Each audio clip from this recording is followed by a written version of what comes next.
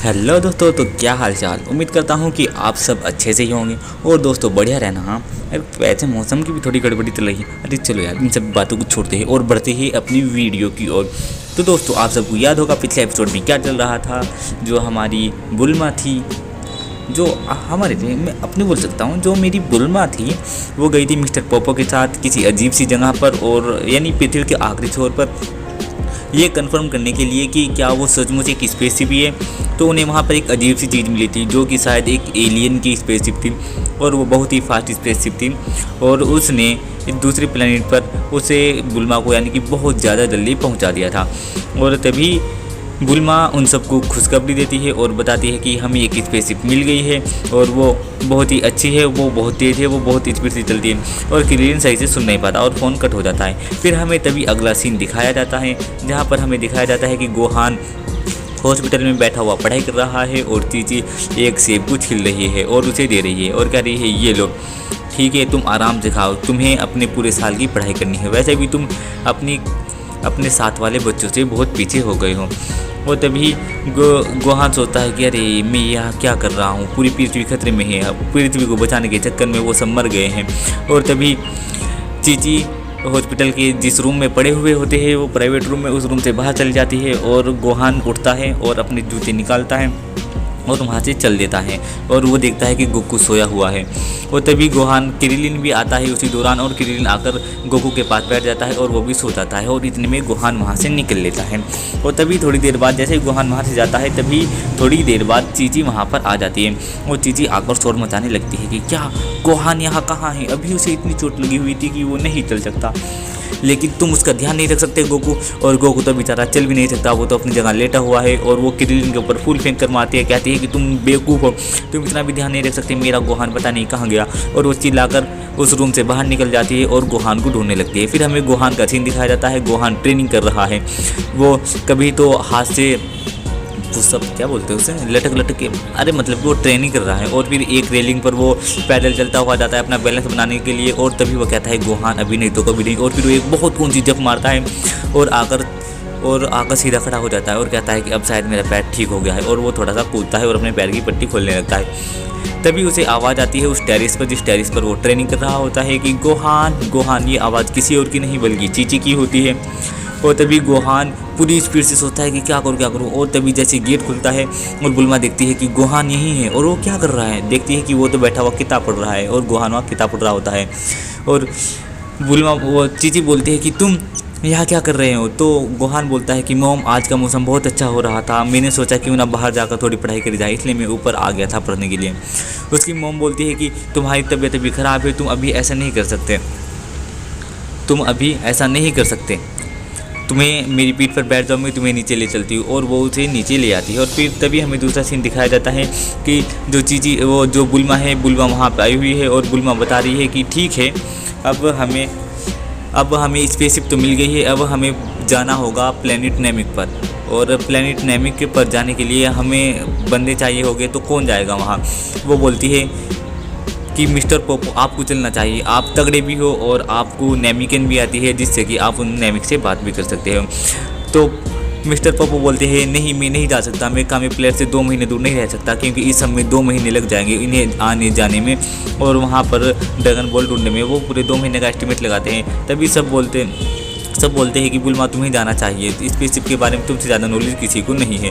बुल्मा कहती है ठीक है, मैं तो चली जाऊंगी, पर मैं अकेली नहीं जाऊंगी, मेरे साथ किसी और को भी चलना चाहिए। तो क्रिलिन राजी हो जाता है। गोकू कहता है कि क्रिलिन तुम बहुत लकी हो, मैं भी जाना चाहता था, पर मैं ऐसी हालत में नहीं हूँ जो जा पाऊँ। तो तभी गोहान सोचता हुआ होता है और गोहान कहता है कि प्लीज़ मुझे भी अपने साथ ले चलिए।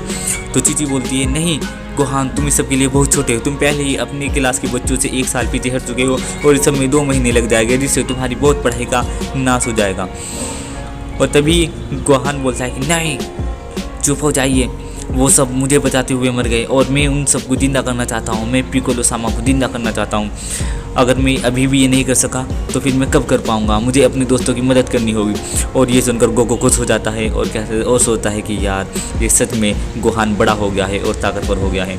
और तभी चीची के पापा बोलते हैं कि चीची रहने दो, अब वो नहीं मानेगा, और वैसे भी वो खुशी खुशी जा रहा है, उसे जाने दो, और वैसे भी वो अब बहुत ताकतवर हो गया है। उन सैयन से लड़ने के बाद सिर्फ गोहान और किरिलिन और गोकू ही बच पाए थे, तो इसका मतलब ये बहुत ज़्यादा ताकतवर है। और तभी बुल्मा बोलती है तो ठीक है, हम 5 दिनों बाद वहाँ से निकल लेंगे। और मिस्टर पोपो कहते हैं कि ठीक है, फिर मैं तुम्हें 5 दिन के अंदर अंदर नेमिकन सिखाने की कोशिश करूँगा, यानी नेमिक भाषा सिखाने की कोशिश करूँगा। तो चीची बुल्मा बोलती है कि नहीं, बस मुझे एक ट्रांसलेटर बनाना है जिसमें शायद 5 से 7 दिन लग जाएंगे, और हम 5 नहीं, हम 10 दिन बाद निकलेंगे। वो कहते हैं ठीक है, फिर अब मिलते हैं हम 10 दिन बाद कामी हाउस पर। वो तभी हमें अगला सीन दिखाया जाता है जहाँ पर क्रिलिन को डिस्चार्ज किया जा रहा है और क्रिलिन के सर की पट्टी खोली जाती है। डॉक्टर उसके सर की पट्टी खोलता है और उसके सर पर टुकटुकी यानी अपनी उंगलियां तीली से मारता है और कहता है अब तुम बिल्कुल ठीक हो। क्रिलिन चिल्लाने लगता है नहीं, दर्द हो रहा है, आराम से। और फिर सब हंसने लगते हैं। और फिर हमें अगला सीन दिखाया जाता है कि गोहान को उसकी मॉम तैयार कर रही है, उसके बाल बहा रही है और कह रही है कि तुम अच्छे से बाल बहाओ, तुम इनका अच्छे से ध्यान रखना अपने बालों का, लड़कियों को ये बहुत अच्छा लगता है, वरना तुम लड़कियों को पसंद नहीं आओगे। और फिर चीची बाहर चली जाती है और तभी गोहान अपने बेड से उतरता है और गोकू के पास आता है। गोकू अपना हाथ बाहर निकालता है उस मशीन में जिसमें वो पड़ा हुआ होता है और गोहान की तरफ बढ़ाता है और कहता है कि गोहान हमला करो। और गोहान अपनी पूरी ताकत से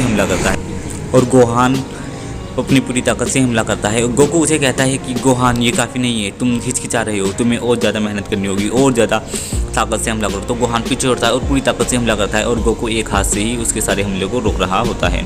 और फिर तभी हमें अगला सीन दिखाया जाता है जहाँ 10 दिन हो चुके हैं। बुल्मा बड़े गुस्से में खड़ी है कामी हाउस पर, स्पेसशिप पर, और वो कह रही है कि वो गोहान अभी तक नहीं आया, वो आने में बहुत टाइम लगा रहा है। और गोहान क्रिलिन बोलता है कि बुल्मा तुम गुस्से में लग रही हो।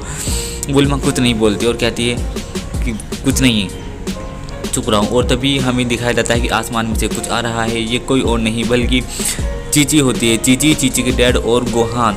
और तभी वो देखते हैं कि वो बहुत सारा सामान लेकर आए हैं और वो कहती है बुल्मा कि इतने सारे सामान की क्या ज़रूरत है।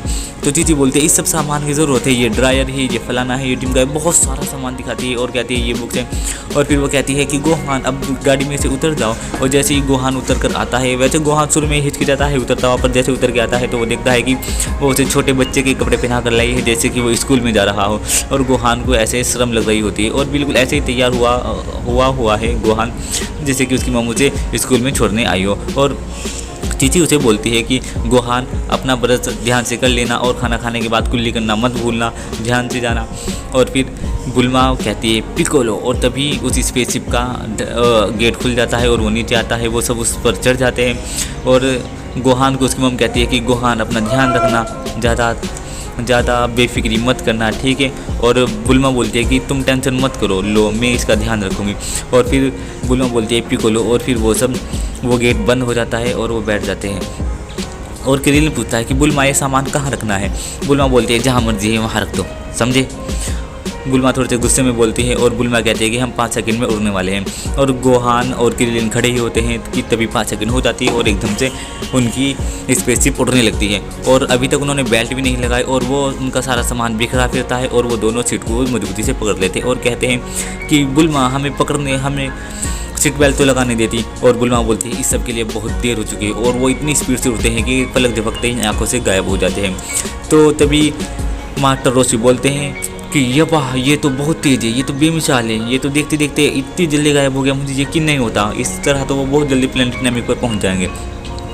और तभी बुल्मा का सीन दिखाया जाता है। बुल्मा अपनी सीट से उठती है और कहती है कि अब यहाँ पर ग्रेविटी सही हो चुकी है, मैंने ग्रेविटी ऑन कर दी है, अब दिक्कत की कोई बात नहीं है, अब तुम आराम से चल फिर सकते हो।